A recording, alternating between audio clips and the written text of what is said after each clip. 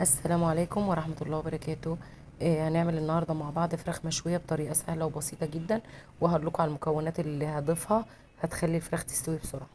هجيب بقى الفراخ زي ما انتم شايفين كده، هغسلها كويس جدا وانضفها واقطعها 4 تربع او ممكن اقطعها 8 قطع.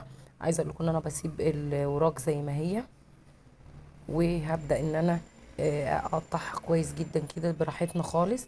بشيل السلسلة بتاع الرقبة، وهبدأ بقى اقطع الصدر ل4 قطع زي ما انتم شايفين كده.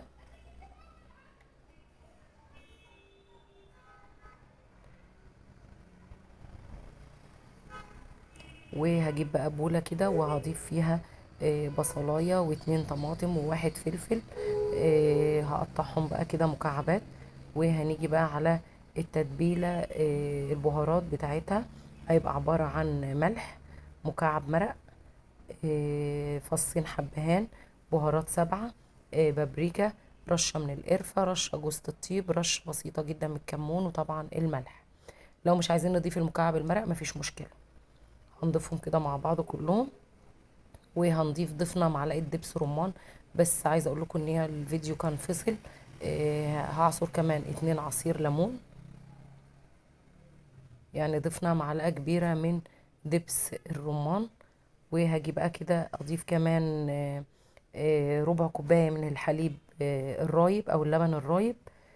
ممكن نستغنى عنه، بس هو عايزه اقول لكم بيطري الفراخ وبيخليها حلوة جدا. وهضيف طبعا زيت برضو. والمكون اللي بيسوي الفراخ هقول لكم عليه في الاخر، استنوا معانا. ولو وصلتوا للفيديو لغاية هنا يا ريت تعملوا لايك واشتراك وتفعيل الجرس علشان يوصلكم كل جديد. هضيف زي ما انتم شايفين كده ربع كوباية من اللبن الرايب. وهضيف كمان زيت زي ما قلت لكم، معلقتين من الزيت. وهضرب كل ده بالهاند. عايزه اخليه ناعم جدا عشان خاطر يدخل جوه الفراخ وتتشرب الفراخ كويس جدا. وطبعا نظبط الملح. المكون هي تفاحه. هضيف حوالي تفاحه او نص تفاحه، لو هي كبيره جدا هضيف نص تفاحه. طبعا ممكن نقشرها ممكن ما نقشرهاش، مش هيأثر معانا. زي ما انتم شايفين كده هضربها كويس جدا. وبعد كده هضيف بقى الفراخ. عايزه اقول لكم ان التفاح ده بيخلي الفراخ تستوي بسرعه جدا، وما بياخدش وقت في السوا. انزل بقى الفراخ كده واتبلها حوالي 4 5 ساعات، وطبعا يفضل من بالليل. طبعا انا ببقى اعمل فتحات في الوراك علشان خاطر يدخل جوه الفراخ.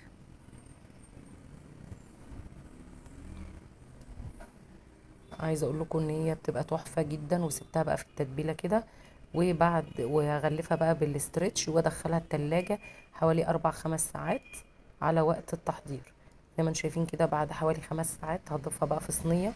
هخلي اللي وراك القطعات اللي هي بتبقى تخينه من تحت، وهدخلها بقى الفرن. مش هحط تتبيله، التتبيله هركنها على جنب، هشيل كده منها التتبيله قد ما اقدر وبفردها في الصينيه. وبضيفش ميه ولا اي حاجه، كل ده هينزل ميه وسوائل. زي ما انتم شايفين كده بعد حوالي ساعه نزلت.